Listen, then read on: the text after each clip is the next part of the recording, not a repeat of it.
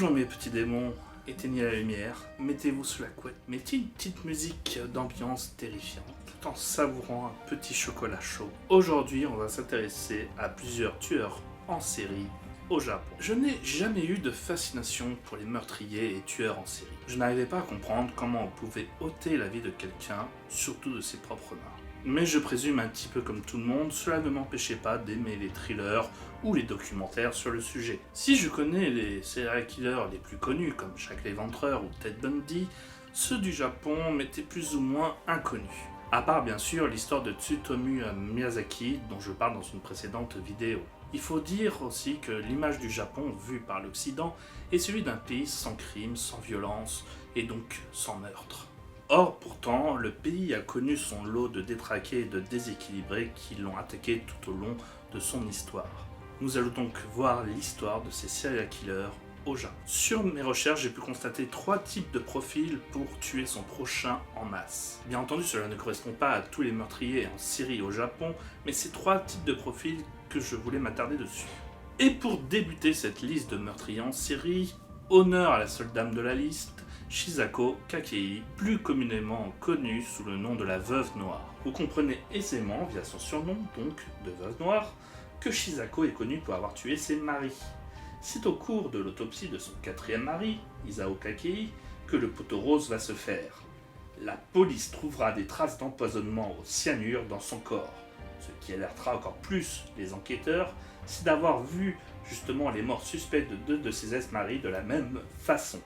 Et enfin, la tentative d'empoisonnement du 3e. Comme quoi notre meurtrière n'était pas très originale. Bon, en vrai, c'est surtout qu'elle avait un schéma opératoire pour ses victimes, ce qui va donc réveiller les soupçons et faire que Chisako sera arrêtée en 2014, avec un procès qui se déroulera sur 135 jours, soit le procès le plus long de l'histoire. Ou bien entendu, elle essaiera de plaider la démence pour enfin avouer qu'elle faisait ça pour l'héritage, avec une fortune estimée à 8 millions d'euros. Entre 2007 et 2013, elle tuera 4 hommes en raison de problèmes d'argent. Elle sera finalement condamnée à mort, même si l'exécution n'a toujours pas lieu à l'heure dans laquelle je vous parle. Mais vous allez pouvoir constater que les problèmes d'argent sont aussi un des facteurs de notre prochain tueur en série. Futoshi Matsunaga ne fera pas original. Pour récolter 5 600 000 yens, soit dans les 52 000 euros, il va tuer 7 personnes avec sa complice Junko Ogata, dont 6 meurtres de la même famille, la famille Ogata entre 97 et 98, par strangulation principalement, mais 2 qui mourront de faim.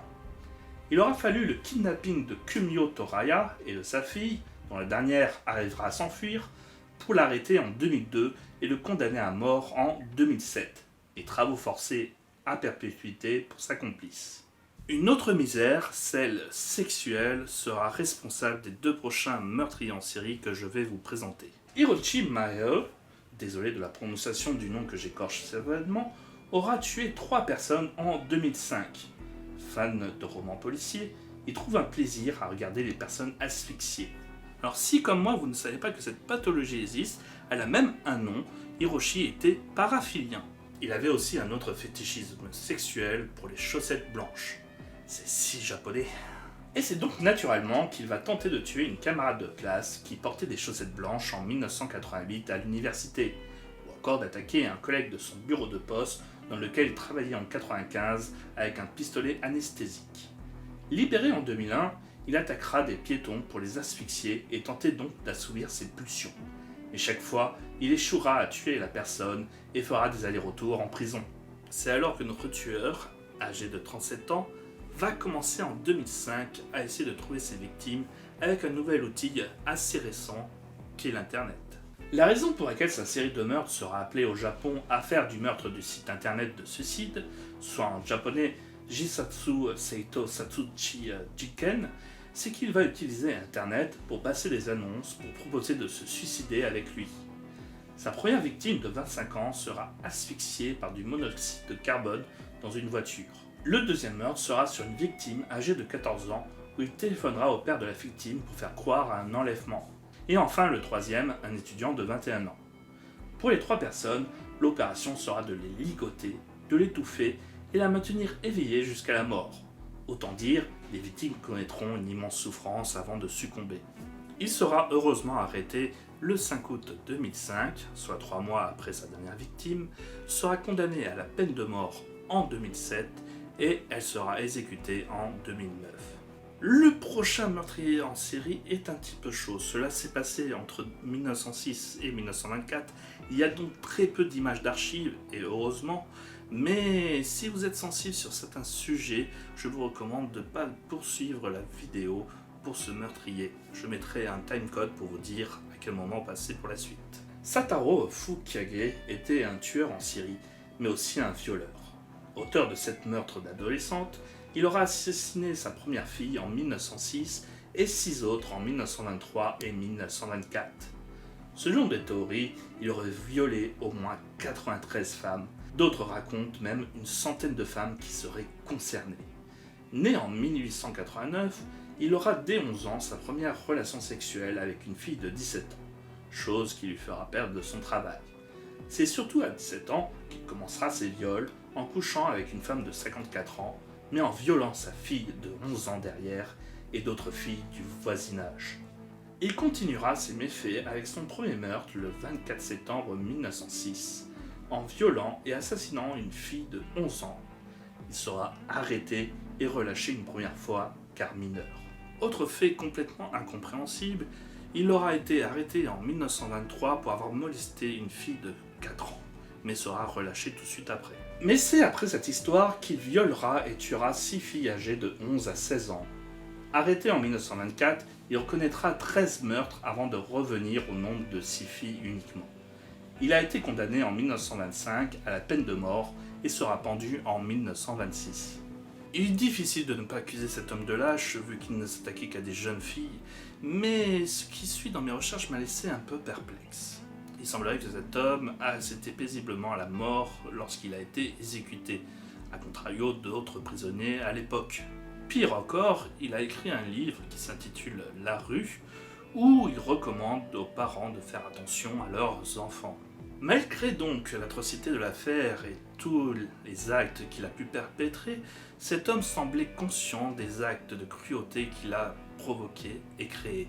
Il semblait reconnaître qu'il avait des troubles, des pulsions qu'il ne contrôlait pas, et semblait avoir écrit un livre de prévention pour des gens comme lui. Enfin, même si ça parle toujours de meurtrier, le sujet est peut-être un petit peu moins sensible, et nous allons parler de la troisième misère, celle affective, et surtout le besoin de reconnaissance, avec un moyen certes horrible pour être reconnu. Nous allons donc nous intéresser aux derniers serial killers qui sont donc aussi romanciers. Seito Sekakibara est un enfant très curieux, mais au lieu de se poser des questions sur l'école, ses camarades ou le monde des adultes, il sera plutôt intéressé à torturer puis tuer des chats avant de se demander ce qu'on peut ressentir en tuant un être humain. Il commencera même ses premières agressions à 15 ans en tentant d'attaquer 2 enfants avec un marteau en caoutchouc. Hélas précoce ce gamin. Son premier meurtre aura lieu aussi en 1997, à ses 15 ans donc, en attaquant 2 enfants, un de 10 ans à l'aide d'un marteau et de poignarder la seconde victime de 9 ans.